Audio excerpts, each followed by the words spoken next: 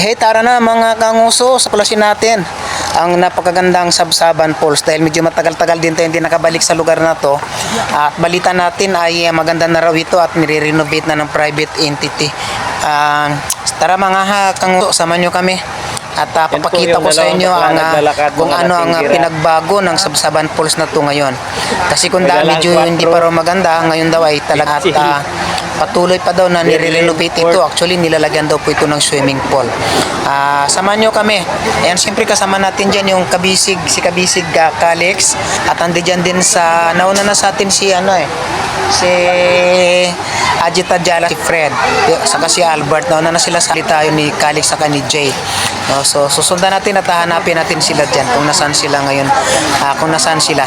Tara, panoorin nyo mga idol para makita nyo kung gaano kaganda ang Sabsaban Falls ngayon, no? Kayo na lang, panoorin nyo na lang. Medyo bago magsalita, so panoorin nyo na lang.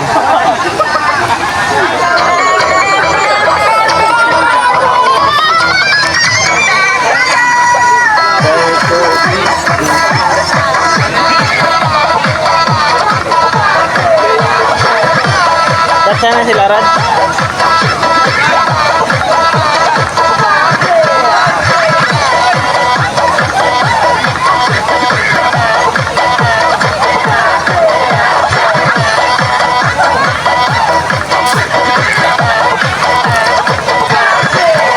Ayan, dalawang magjowa na bakla. Isang tumboy at isang bakla. Nagsama.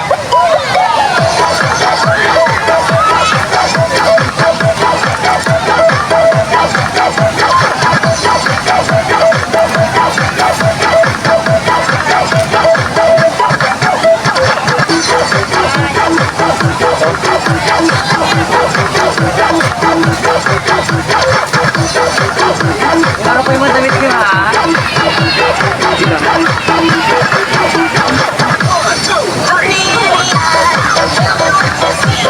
Wala sila doon sa pwesto nila oh.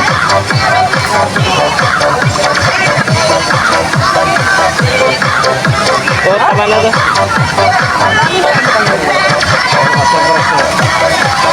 Save mo raw doon.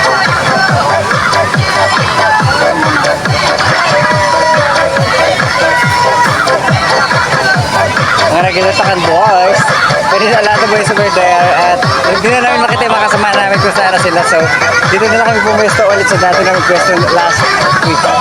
Siyempre si Gia videographer kanina. Ayan. Yung tatlo, nandun sa may gilid, hindi nila kami makita rito. Ayan pinakawal-kawayan ko, hindi nila makita. Yun tatlo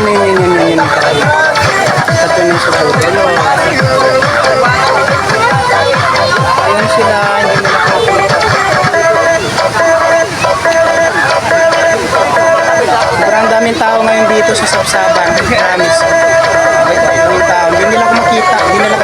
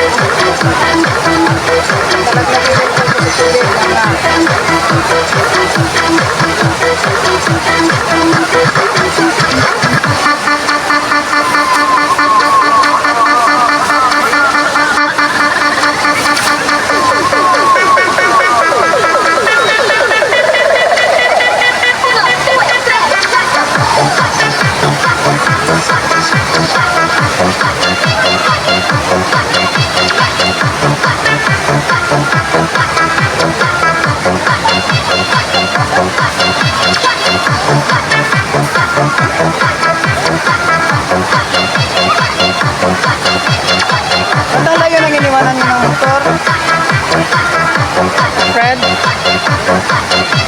ang layo nang iniwanan nila ng motor. Ito na, sa mga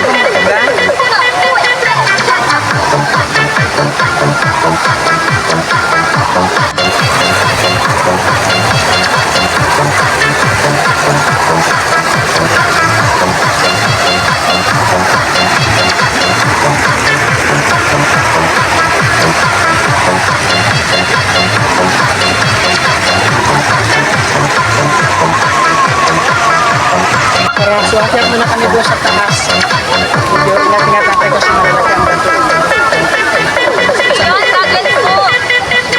Punta tayo doon muna, bibili lang tayo na